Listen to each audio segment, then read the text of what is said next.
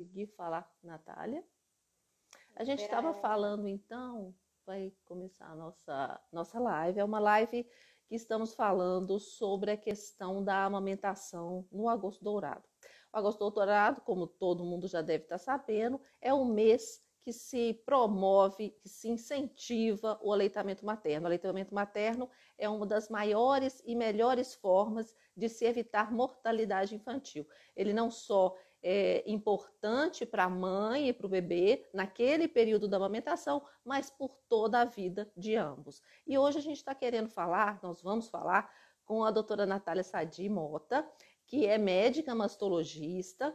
Ela trabalha nos hospitais Madre Teresa e Socorro, e ela vai falar para a gente um pouco mais sobre a questão das doenças, das intercorrências durante o período de amamentação.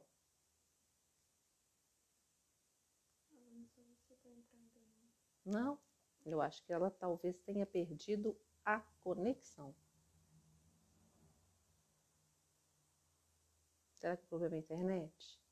É essa internet aí? A Natália tá lá? Tá,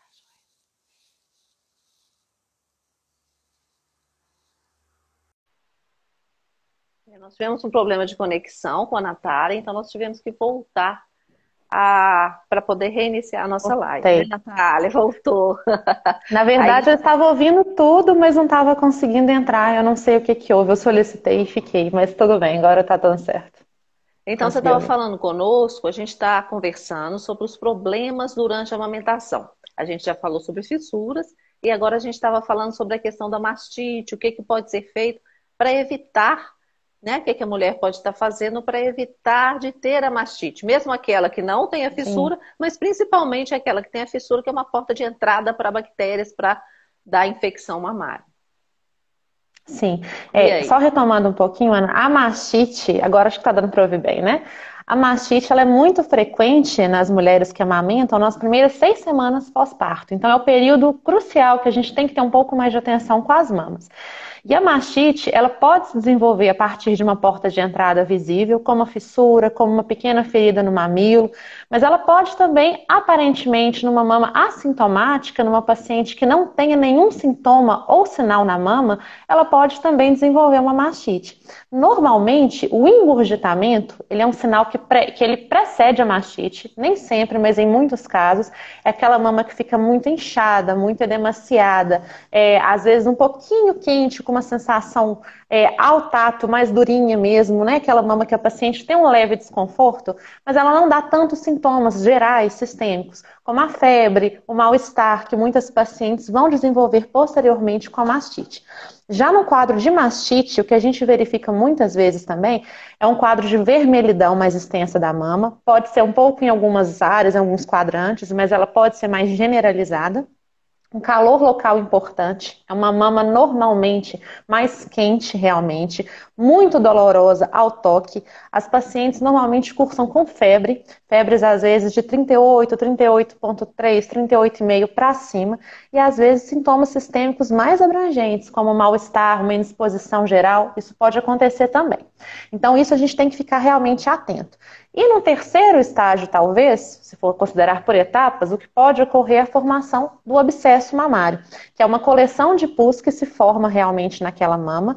Muitas vezes ele é palpável, porque ele faz uma projeção, um abaulamento naquela mama, e em alguns casos ele é visível só ao ultrassom. Quando que a gente suspeita de um abscesso? Quando a gente trata aquela mastite, e aquela mastite, depois de 2 a 3 dias de tratamento com medicações sintomáticas, com as compressas, com anti-inflamatórios orais, ela não tem uma melhora ou ela se agrava. A gente tem que pensar, talvez, que possa estar surgindo um abscesso ali naquela mama. A mastite, muitas vezes, ela é unilateral, ela pode ocorrer só em uma mama. E ela normalmente está muito associada à pega do neném incorreta, que realmente é um dos fatores que a gente deve sim levar em consideração.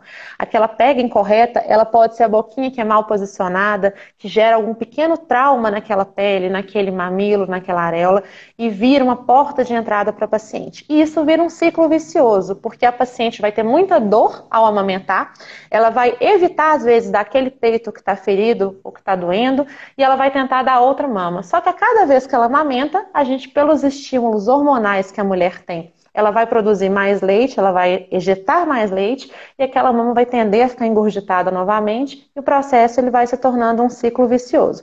Então a gente tem que tentar quebrar isso um pouco. Então, antes das mamadas, muitas vezes, fazer uma leve massagem, uma leve ordenha na mama, para poder esvaziar um pouquinho essa mama, diminuir aquela tensão, porque a mama fica tão inchada muitas vezes, que ela fica realmente tensa até para o neném abocanhar areola e mamilo. Então, esse próprio movimento de realmente de massagear e de drenar um pouquinho aquele leite, ele pode facilitar com que o neném pegue o peito, com que ele sugue com mais facilidade, com que ele traumatize menos aquela areola que ele também. Os intervalos entre as mamadas também, ele deve ser observado. Então, evitar ficar longos períodos, muitas horas, sem amamentar. Se não tiver como amamentar, que consiga drenar um pouquinho, tirar um pouquinho daquele leite e guardar. São medidas que a mulher pode tentar. A questão, ontem também foi levantado isso um pouco, não existe nenhum produto que a gente oriente especificamente para a paciente passar para ela evitar desenvolver a mastite. Mas são os cuidados de higiene com as mamas normalmente, deixar as mamas secas entre as mamadas, isso é importante também. A mama, quando ela passa, a paciente que passa muito óleo, muito creme durante as mamadas, além de prejudicar a amamentação, porque o neném, quando ele põe a boquinha ali, ele vai ter uma dificuldade maior para mamar, é importante que a mama ela fique realmente seca entre as mamadas, né? E se ela for usar, que ela use às vezes, a gente até orienta a paciente, que ela use o próprio leite mesmo ali, que ela não use nenhum outro produto externo para poder passar como emolientes, como óleos, a não ser se com receita por algum motivo ou por algum problema que elas venham a desenvolver nas mamas. Então esse cuidado é importante. Mas a pega correta do bebê, como foi falado ontem, ela já minimiza muitos dos casos que podem predispor a mastite realmente. E a mastite, uma vez que a paciente desenvolve esses sintomas, em grande parte dos casos, quando é uma mastite inicial, sem formação de abscesso, sem sintomas sistêmicos muito importantes, ela pode ser conduzida, às vezes, com medicações orais anti-inflamatórios, sintomáticos para dor, porque a paciente tem muita dor, né? Isso é importante. Compressas frias para diminuir aquele engurgitamento mamário, aquela tensão mamária, agir no controle da dor também. Em muitos casos, a gente acaba lançando mão dos antibióticos, porque em muitos casos a gente já tem uma infecção mesmo constatada, não é simplesmente um processo inflamatório. Então, o antibiótico ele vai ter uma aplicação importante ali em muitos casos. Em alguns casos, a gente usa por períodos mais curtos, em outros, a gente às vezes estende, né? E se formar um abscesso, se esse abscesso for detectado ao exame clínico ou ao exame ultrassonográfico, muitas vezes a gente tem que fazer a drenagem daquele abscesso e continuar tratando a paciente com as medicações, tanto antibiótico quanto anti-inflamatórios. E só reforçando que a paciente, na presença de mastite ou de abscesso, não está contraindicada a amamentação. Então, muito pelo contrário, a paciente, mesmo durante um episódio infeccioso, a gente sabe de todas as limitações, de todo o desconforto, mas é importante que ela mantenha a amamentação. Pelo que eu entendi, então, Natália, o que acontece é que muitas vezes, na presença de fissura, na presença de algum machucado na mama ou de um engurgitamento mamário, que pode até ser provocado por um cuidado ou por um jeito de amamentar diferente, faz com que propicie a mastite. Mas mesmo aquela mulher que tem a mastite ou o início da mastite, alguma coisa que só engurgita a mama, que parece, mas não é ainda a infecção, a gente pode cortar essa evolução. Então, se a gente conseguir descobrir, se a mulher perceber que a mama dela está um pouco alterada, que tem alguma diferença, que está mais cheia, mais vermelha, ou mais quente, ou que o leite não está saindo, o fato dela procurar a ajuda para posicionar corretamente o bebê, para deixar a mama e o mamilo sempre limpos, né? Não colocar muitas coisas extras, isso já ajuda, de uma certa forma, a prevenir que ela tenha a mastite. E tratando a mastite também precocemente, ela pode prevenir de ter o abscesso mamário, não é isso? Sim, com toda certeza. Uma vez instalado esse início, a gente pode evitar que ele progrida, a gente pode evitar que o engurgitamento mais inicial se torne uma mastite, que ele vire um abscesso posteriormente. Esse ciclo ele pode sim ser cortado, vamos dizer assim. Ele pode ser remediado a tempo, a ponto da gente evitar uma complicação um pouco maior para aquela paciente, um desconforto maior. Outra coisa, Ana, que é importante é que pacientes que já têm um histórico de mastite puerperal, né, no pós-parto, em gestações anteriores, elas têm uma chance maior de desenvolver mastite em gestações futuras. Então, isso é importante também a gente ter em mente. Essas pacientes têm que ter uma orientação. Todas têm que ter, mas essas pacientes que já tiverem tido episódios anteriores, elas devem estar mais atentas a esses cuidados com as mamas. E outra questão também que eu não falei, mas que é importante. Existem pequenas alterações, às vezes, do neném e da mama da paciente que podem interferir na pega adequada, né? Então, a gente tem pacientes que têm mamilos planos, têm mamilos invertidos. Os nenéns vão ter uma dificuldade, mesmo com a boquinha bem formadinha, eles vão ter dificuldade de pegar naquele peito e de mamar adequadamente. Isso por si só pode gerar fissuras e machucados. Tem pacientes que têm mama com mamilo normal e na outra mama mamilo invertido. A própria paciente evita amamentar naquela mama que tem o mamilo invertido. Só que o estímulo hormonal ele é para as duas mamas. Então, se ela estimula uma mama com o neném ele mamando, a outra mama vai ficar engurgitada. E se ela não é esvaziada, ela pode ser um provável foco de mastite também. Então, isso tudo é importante que seja bem conversado, que seja um exame físico também para cada paciente, né? Verificar as particularidades anatômicas mesmo que ela possa ter. Em alguns nenéns recém-nascidos, a gente tem malformações, questão de freio de língua, palato do neném, que vão prejudicar realmente na pega adequada. Então, várias dessas condições, elas têm como a gente contornar. Também foi falado ontem algumas coisas sobre isso. Isso é importante a gente ter em mente. São dois fatores, né, que estão envolvidos na amamentação. Tem o fator materno, tem as questões maternas e tem as questões também do recém-nascido. Até a própria candidíase vulvovaginal da paciente, quando ela está grávida, se ela tem um parto normal, algumas literaturas até relatam que a paciente, se ela teve um episódio de candidíase que não foi bem tratado, o recém-nascido ele pode ter contraído aquela candidíase, ter a candidíase oral, e quando ele vai mamar, ele ter esse contato com a mãe, um transmitir para o outro. Eles falam que muitos dos sintomas de dor, de desconforto, talvez não seriam só pela candidíase. Não existe nada muito certo, mas em alguns casos a gente verifica sinais de candidíase na areola, no mamilo, e a gente tem indicação de tratar, seja com produtos tópicos mesmo, né, os antimicóticos tópicos, ou seja com as medicações orais. Então tem que ter um exame mais detalhadinho das mamas da paciente, no caso de exclusão de qualquer fator do recém-nascido. Então isso é importante também. Mas com certeza, a qualquer hora é tempo da gente cortar e da gente tentar remediar esse processo, para evitar que ele se agrave, com toda certeza. A candidíase é popularmente conhecida como sapinho, né? Que a boquinha da criança exatamente. fica toda branquinha, né? Por dentro. Sim, exatamente. E que para a mãe ele pode gerar um mamilo mais vermelho, mais até uma saídazinha de secreção, como se fosse uma secreçãozinha mais, vamos dizer assim, como se ele estivesse transpirando o mamilo, né? Fica uma secreção mais meladinha ali que pode acontecer, uma certa coceirinha com irritação, isso tudo pode acontecer. E se a mãe nota isso com uma certa frequência, tem que atentar, procurar o médico também para a gente verificar, diagnosticar quando for o caso e tratar adequadamente também, né? Eu tô lendo aqui algumas perguntas, Ana, não sei se a gente vai respondendo ou se vai respondendo. Daqui a pouquinho a gente vai respondendo, à medida que a gente for perguntando, conversando. Me conta uma coisa, Natália, em relação aos nódulos de mama, quando a mulher está grávida e quando a mulher tem a criança e tem nódulo de mama, esses nódulos eles têm que ser avaliados? Como que é feito? Pode ser feita mamografia durante a gestação? Bom, existe isso é uma questão importante. De câncer nesse período também? Na mulher grávida também pode ter câncer de mama? Sim, a mulher grávida pode ter câncer de mama e a gente vê isso com uma certa frequência, né? Não é o mais frequente, mas acontece um certo número de casos, importante. Bom, a mulher, quando ela está grávida ou amamentando, ela ainda é uma mulher com ação de hormônios e sujeita a ter um câncer de mama. E esse câncer de mama pode se manifestar de diferentes maneiras, assim como na mulher não grávida e não amamentando, não lactante, né? Então, o que a gente tem que verificar? O nódulo, Ana, com certeza, ele surge sim.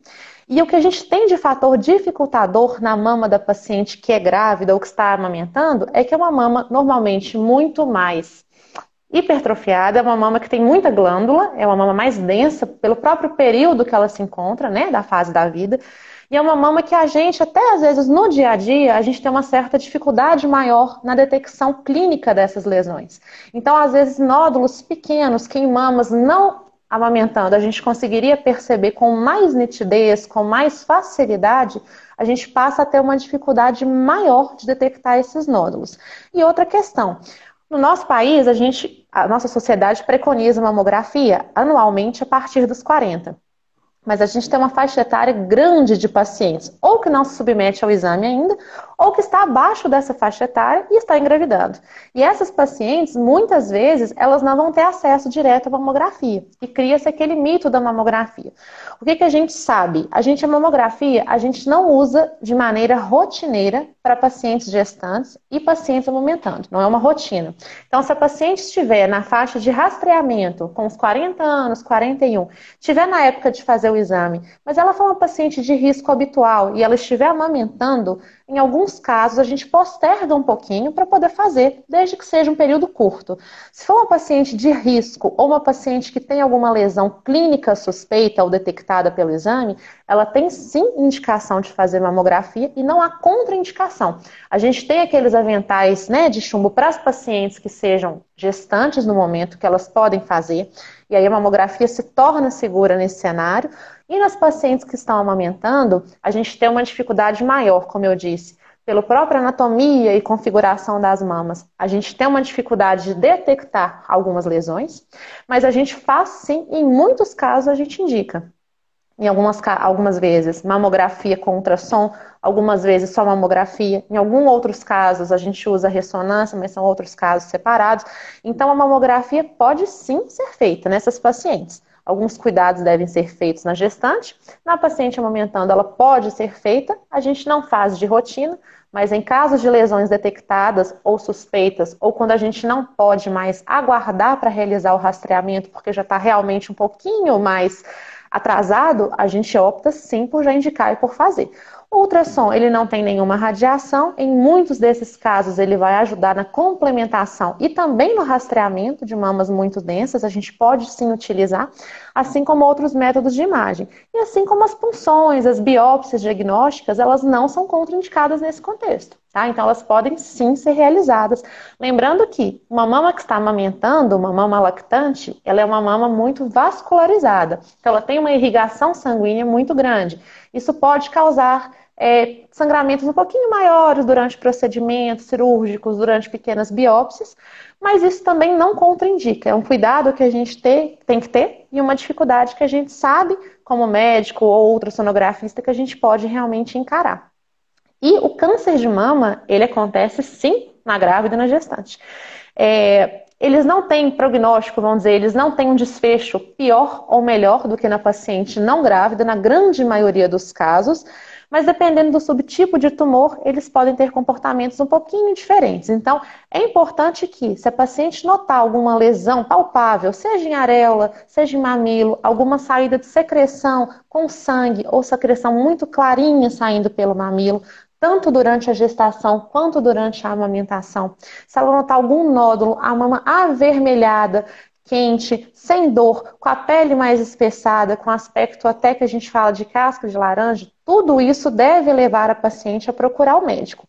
Porque pode sim ser uma lesão benigna de mama. A gente tem várias lesões benignas de mama, processos inflamatórios, infecciosos, nódulos contendo, cistos contendo leite, né, que são as galactocélias. Várias lesões que a gente tem são lesões benignas de mama. E essas lesões muitas vezes vão ser diagnosticadas e acompanhadas. E a gente vai tranquilizar a paciente. Mas em muitos casos a gente tem lesões suspeitas. E essas lesões, se a gente não detecta a tempo, se a gente posterga muito isso, a gente pode perder aquele timing, aquele momento ideal de se fazer um diagnóstico e levar um diagnóstico tardio com um impacto muito importante depois para o paciente, em vários sentidos. Então, é importante que fiquem atentos, sim, com certeza. Ô, Natália, além disso, eu gostaria de saber de você, existem alguns, nós estamos agora nesse período de coronavírus, né, e as pessoas têm que ficar mais distanciadas. E a mulher que está com uma suspeita de ter infecção por esse vírus ou por algum outro vírus também, ela tem que tomar alguns cuidados. Quais infecções que fazem com que a mulher não possa amamentar? Existem algumas questões que falam assim, isso não pode. Então, a mulher que está com coronavírus, ela pode amamentar ou não? E tem alguma outra infecção que pode proibir, ser tornado proibido a pessoa de amamentar? Bom, tem, Ana. Na verdade, o que a gente tem ainda de informação sobre o Covid ainda é uma informação muito incipiente, muito inicial, né? Infelizmente, a gente está melhorando nisso, mas a gente ainda tem poucas informações. Do que a gente tem hoje, o que a gente sabe? Ainda não há comprovação estrita, científica, de que a transmissão do vírus se dá pelo leite materno. Então, ainda não existe contraindicação à amamentação em casos de mães que sejam sintomáticas ou não, mas positivas para o vírus.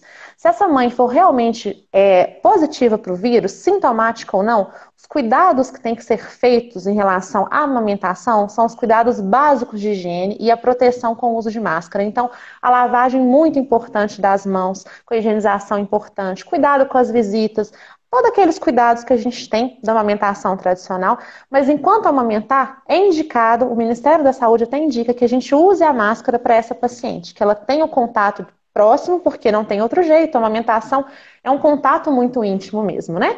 Então tem que ter aquele cuidado, porque a gente sabe que esses nenéns recém-nascidos, muito novinhos, eles podem, se tiver contato com o vírus, em alguns casos, desenvolver infecções mais sérias, né? Então tem que ter esses cuidados sim. Mas em relação a proibir a amamentação ou contraindicar, ainda não há nada específico nesse sentido. Mas existem sim algumas infecções que a gente tem, que a gente sabidamente conhece e a gente contraindica, tá? A amamentação. Principalmente duas, que é o HIV, é o vírus HIV, e o HTLV, tá? Que são dois vírus, são vírus sexualmente transmissíveis, além de serem transmitidos também por outras vias, mas eles são vírus que normalmente são rastreados durante o pré-natal, então o paciente faz diversos testes que normalmente são trimestrais durante o pré-natal para detectar a presença do HIV e do HTLV, que é esse outro tipo de vírus um pouco menos falado. Mas esses sim são transmitidos via leite materno. Então, se a paciente, se a mãe for positiva para esses vírus, sabidamente, a gente deve sim contraindicar, orientar muito bem essa mãe e a amamentação deve ser contraindicada. Nas outras condições todas que a gente tem até hoje, não existe uma contraindicação absoluta. Isso vai de caso a caso mesmo. Inclusive até o que a gente tem no momento para o Covid. Então, cuidados básicos de higiene, máscara e proteção. É isso. Tanto que o Ministério da Saúde, hoje, das informações que a gente tem, ele não preconiza que o RN, que o recém-nascido de uma mãe sabidamente positiva para o Covid, que ele seja testado para o Covid. Mas algumas instituições fora do Brasil, elas realmente preconizam que o recém-nascido de uma mãe sabidamente positiva, sintomática ou assintomática, eles preconizam que esse recém-nascido seja testado sim. Então isso vai de país para país, isso varia um pouquinho, a gente ainda não tem uma informação como protocolo, vamos dizer assim, para a gente poder usar em todos os lugares, mas a gente tem que ter esses cuidados. Então, sabendo que a mãe é positiva, ter esse cuidado. Numa mãe assintomática com teste negativo, ainda não há evidência que ampare esse cuidado mais específico da mãe com recém-nascido, desde que ela esteja tomando as precauções devidas nesse momento de pandemia, né? Se expondo pouco, não tendo tido contato com possíveis pacientes positivos. Então tem que ter todo esse cuidado realmente, porque a gente está vivendo um momento muito delicado, de muita incerteza ainda, né? Então é difícil. Sim. Natália, está muito boa a nossa conversa. Eu agradeço demais a sua participação. Você é uma pessoa ótima, uma médica excelente. Obrigada. E eu gostaria de fazer uma pergunta. Eu tive bons exemplos, doutora Ana. Com toda certeza, com toda certeza. Muito obrigada. E eu agradeço o convite também. Desculpa, pode falar. Eu gostaria de fazer mais uma pergunta, que vai ser a minha última pergunta. E depois eu gostaria que você fizesse as suas considerações finais, mas minha última pergunta é o seguinte: hoje em dia a gente sabe que as mulheres estão bastante vaidosas em relação às mamas. E muitas vezes Sim. Elas fazem cirurgia plástica. Tanto a mamoplastia redutora, em que tem várias cicatrizes, quanto a mamoplastia de aumento. O que você pode falar sobre isso, onde se coloca prótese? A mulher que é submetida a uma cirurgia mamária estética das mamas, ela tem um comprometimento para a amamentação? Isso tem uma resposta sim e não. A gente sabe, hoje em dia, as nossas técnicas de mamoplastia, tanto redutora quanto de aumento, elas estão muito diversificadas, né? Antigamente, quando a gente fazia muita incisão periareolar, ressecava muito os ductos, aquele corte que a gente fazia muito atrás dos ductos mamários que vão para o mamilo, eles sim, eles podem prejudicar e trazer um prejuízo para a paciente em termos de amamentação no futuro. O que a gente sabe hoje de mais atualizado é que nas pacientes que fazem mamoplastia redutora, aquelas que reduzem as mamas, elas normalmente podem ter um certo grau de dificuldade para amamentar. Não quer dizer que elas não vão conseguir amamentar, mas elas podem sim ter uma diminuição da produção de leite e uma certa dificuldade, porque a gente retira glândula mamária, né? E às vezes em muita quantidade. E antigamente, em alguns casos hoje a gente faz mamas muito volumosas, que são mamas mais caídas, um pouquinho ou muito volumosas, a gente tem que fazer uma retirada daquele complexo areolo-mamilar, que é a areola e mamilo, e a gente reimplanta. Então a gente tira do local que ele está originalmente e reimplanta numa outra topografia da mama. Essa técnica por si só, ela resseca, ela corta aqueles ductos ali por trás e a gente perde aquela comunicação dos ductos de leite com o mamilo. Isso por si só prejudica muito a amamentação. Mas o que a gente sabe? Hoje em dia, quando a gente não usa essa técnica e se a gente faz poucas incisões nesses ductos, a gente tenta ao máximo preservar a capacidade de amamentar dessa paciente. E em muitos casos a gente consegue. Em relação à mamoplastia de aumento, não é a mesma coisa, mas o que a gente observa é o seguinte: quando a gente usa as próteses mamárias, a gente tem duas técnicas básicas, que são a colocação da prótese retromuscular, é aquela que fica lá atrás do peitoral, por trás de tudo, da glândula mamária e do músculo, e tem aquela que a gente coloca entre a glândula e o músculo. Mas nas duas técnicas, quando a gente coloca atrás do músculo, não interfere em nada com a produção de leite, porque a glândula por si só ela vai estar intocada, essa técnica a princípio não interferiria.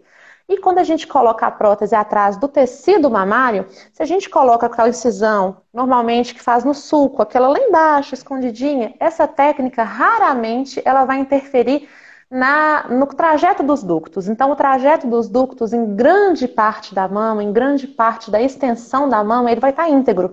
Então, ele permite, sim, com que o leite seja produzido, que ele seja recanalizado ou que ele mantenha aquela permeabilidade para chegar até o mamilo e permitir a amamentação. Então, em muitos casos é possível, sim. Pode haver um certo prejuízo em algumas situações, dependendo da técnica, mas de maneira geral, eles não impossibilitam a paciente de amamentar. Isso é importante também, tá? Saber. Isso é uma preocupação que as mulheres têm, né? Assim, com toda certeza. Se eu fizer plástico, eu vou amamentar ou não depois. Sim. E muitas pacientes, principalmente no Brasil, Ana, elas têm colocado próteses, implantes de aumento, por exemplo, é uma taxa muito alta, né? A gente tem números altíssimos em pacientes cada vez mais jovens. Então, são pacientes que ainda não têm filhos, são pacientes que ainda não amamentaram, que têm essa vontade, têm esse desejo e têm realmente essa preocupação. Então, de maneira geral, a técnica influencia sim.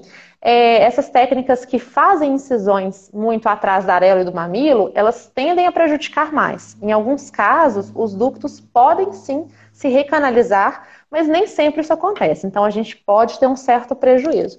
Mas nas outras técnicas, de maneira geral, quando a gente preserva a areola onde ela está e o mamilo, a gente não costuma ter muito prejuízo, não. E a paciente consegue sim amamentar. Você pode, então, deixar para a gente uma mensagem, Natália, sobre essa questão da amamentação e do agosto dourado? Sim. Bom, para finalizar, agradecer o convite para falar aqui hoje, que realmente eu acho que é uma oportunidade única, isso é muito importante para a gente, né? A gente ter esse contato e frisar que a amamentação é um processo realmente muito importante para a mulher, ela tem que ser amparada não só por ela própria, por uma equipe, pela família.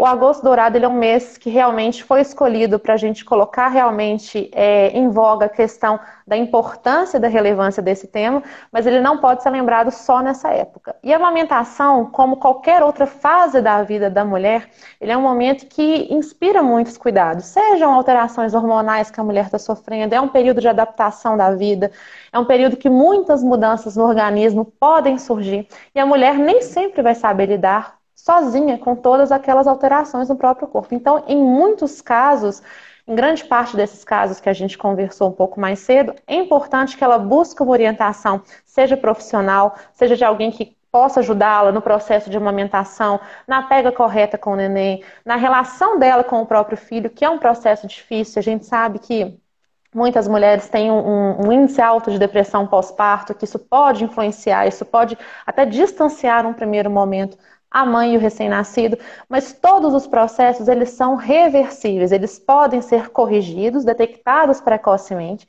O importante é que a paciente não tenha vergonha, que ela não tenha medo de procurar ajuda e que quando ela notar qualquer alteração, ela procure ajuda sim, para ela conseguir evitar que esse processo seja traumático, que ele seja pesado e tornar esse momento num momento bom que só tem benefício de trazer tanto para ela quanto para o neném. Então isso é muito importante. A gente tem índices de desmame às vezes altos, né? A gente tem um período inicial de amamentação que é muito difícil para muitas mulheres. As mulheres trabalham muito, elas têm casas para sustentar, elas têm horário de atividade que é muito complicado, a gente sabe disso tudo, mas é um momento e uma fase da vida que a gente tem que dar uma certa atenção um pouquinho maior. Isso é muito importante, com toda certeza. Então tá bom, Natália. Muito obrigada. Obrigada a todas as Eu pessoas que também que agradeço, viram a Ana. nossa live e as Obrigada a pessoas que todos. depois vão vê-la. Então tá, Com tchau. certeza, com certeza. Eu agradeço mais uma vez, Ana. Muito obrigada. Até. Tá, Tchau. joia, tchau.